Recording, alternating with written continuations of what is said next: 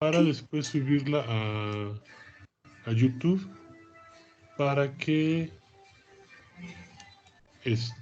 los que no pudieron estar en esta sesión puedan verla, o si a ustedes les queda alguna duda sobre los conceptos y quieren repasarlo, bueno, pues, se va a tener tanto aquí en Teams como en mi canal de YouTube, y les mando el enlace cuando lo tenga para que puedan acceder a estos recursos. Y bueno, sin más preámbulos, vamos a iniciar con vamos a continuar con la presentación de la clase pasada. Y vamos a continuar hablando de las renovables o limpias. Continuamos con la energía eólica, que funciona a partir de aerogeneradores. Entonces, Emilio, no sé si quieras continuar con... Sí, como preámbulo, primero vimos la energía hidráulica, que aprovecha la energía potencial y la energía cinética del agua para producir un trabajo, ¿no? Que es girar unas aspas de unas turbinas. Aquí vemos algo muy parecido. En este caso, en lugar de un fluido líquido, tenemos un fluido gaseoso, que es el aire, pero que también va a realizar el mismo trabajo, mover estas aspas, que van a realizar un trabajo, ya sea un trabajo mecánico como antes para la molienda, o un trabajo eléctrico a través de un motor eléctrico en el cual están moviendo campos magnéticos a través de una corriente. Aquí podemos ver en esta imagen dos campos eólicos, parques eólicos más bien, y obviamente estos deben de estar ubicados en las mejores zonas para aprovechar las ventajas de las corrientes de aire.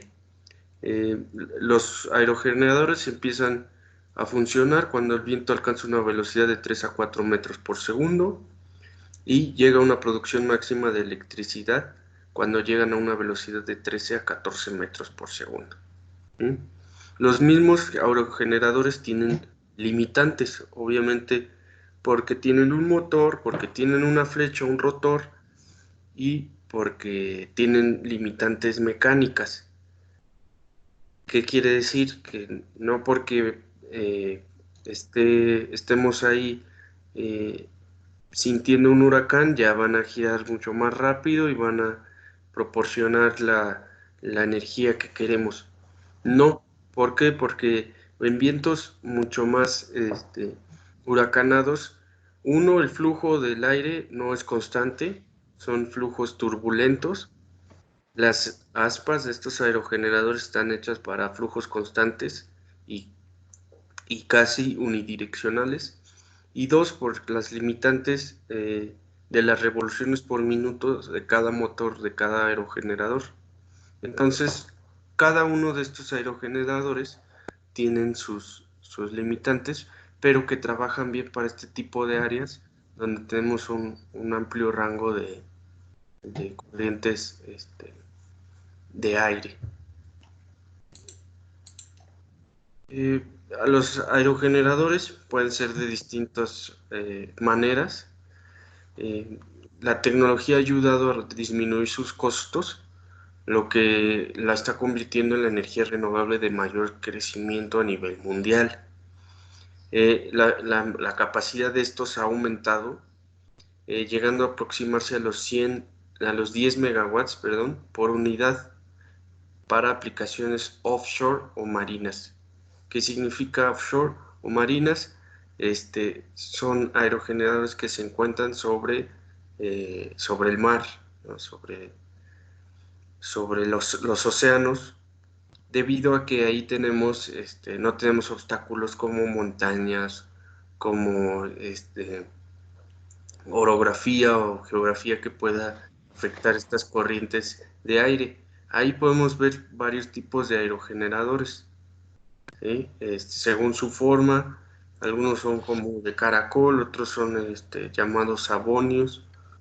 Tenemos unos más complicados, otros más complejos, y el típico aerogenerador de 3 o de 4 aspas. Juan Luis, ¿quieres comentar algo? sí, estos aerogeneradores, bueno, una pregunta natural sería, ¿en qué situaciones se usa cada tipo de aerogenerador?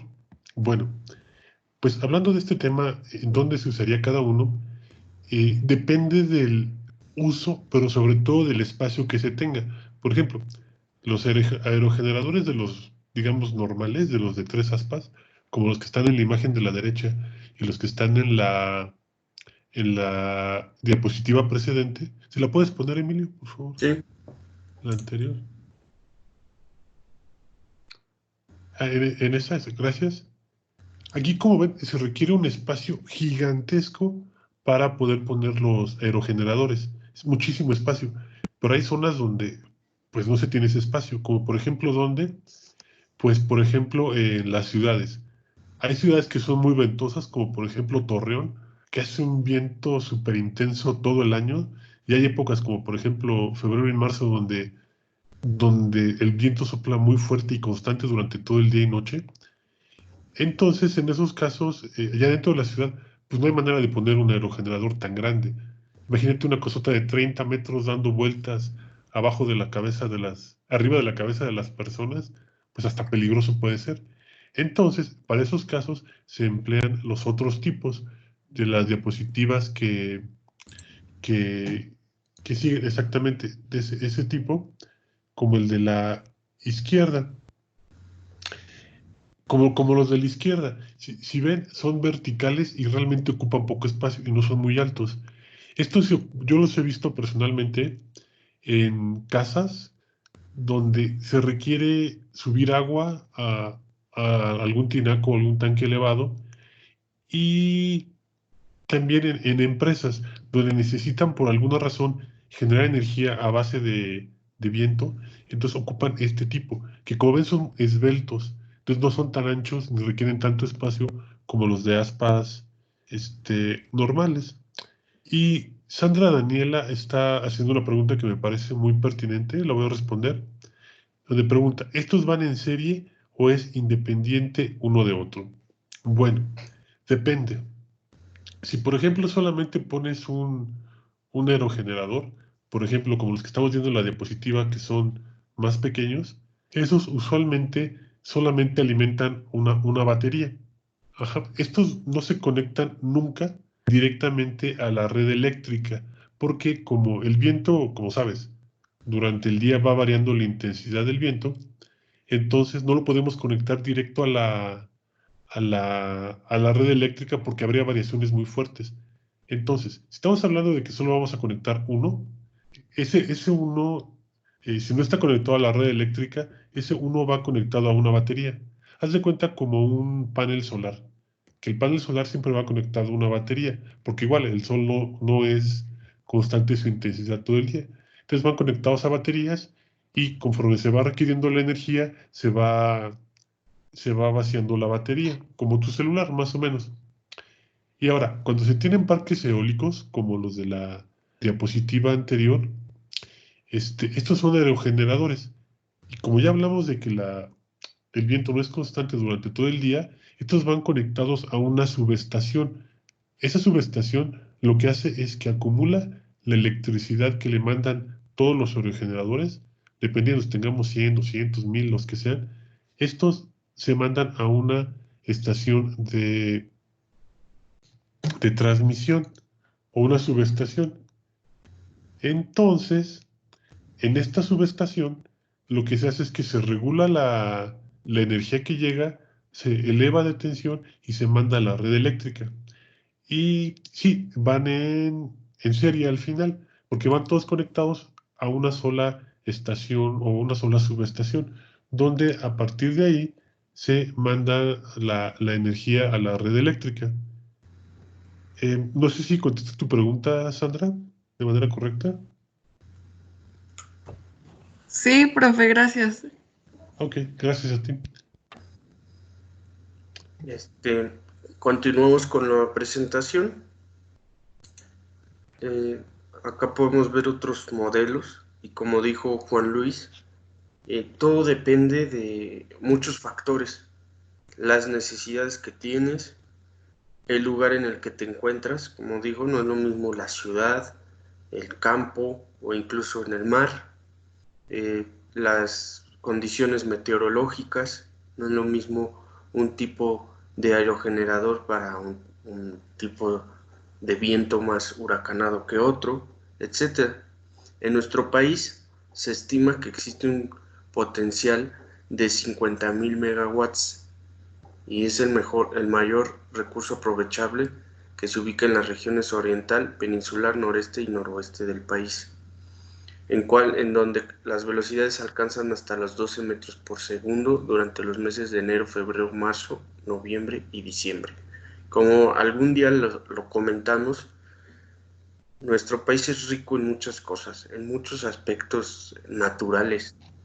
Tenemos regiones de alta ventosidad, tenemos regiones de alta radiación solar, tenemos regiones, ya vimos que hay grandes yacimientos de uranio. Tenemos los recursos,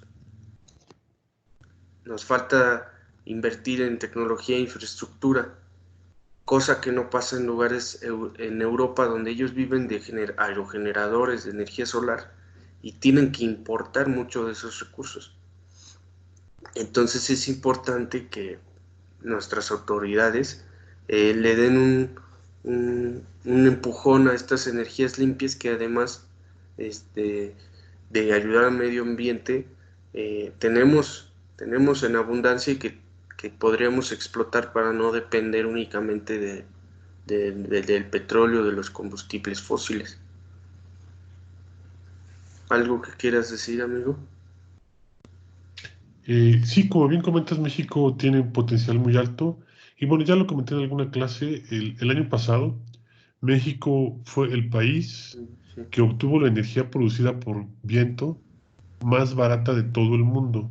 Es decir, en el mundo nadie produce energía mediante el viento tan barata como México. ¿Y esto por qué se dio? Bueno, en primer lugar porque sopla mucho el viento, particularmente en zonas como la península de Baja California y como la Ventosa en Oaxaca, eólicos, donde pues como hay mucho viento y pues en teoría el viento pues es gratis, entonces solamente lo que necesitamos es poner ahí un aerogenerador o muchos, como es el caso de México, y por lo tanto se produce, o hemos producido, estamos produciendo energía eléctrica muy barata con el viento. Ujú.